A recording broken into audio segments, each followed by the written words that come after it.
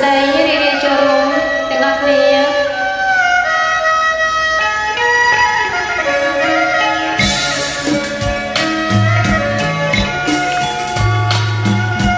គ្រាន់តែបានឃើញភ្លៀមចិត្តរៀមគួចស្នេហា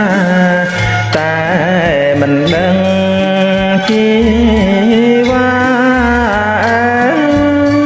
មេត្តាដែរឬអ្វី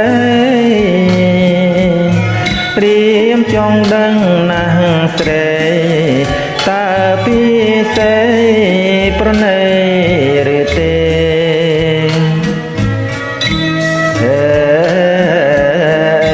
ឆ្លើយមកនាងស្នេហ៍បណ្ដូ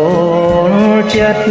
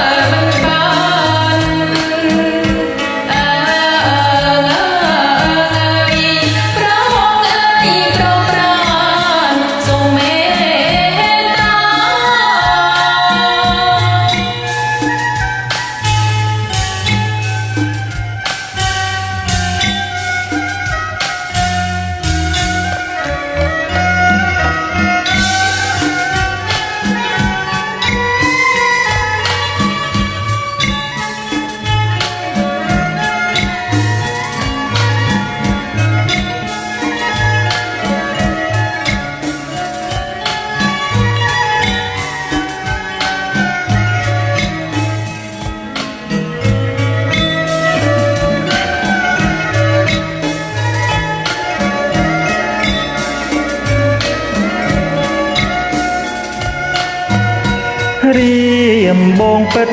ជាស្មងជឿចង់ណានួនណាល្អកុំ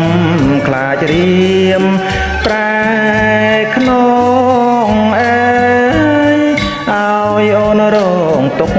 ខាពិតជាអិនសាវ៉ាមិនមួងសាទេណាស្រស់ស្រីអើយកែវអាយប្រណែរៀមផងចុះ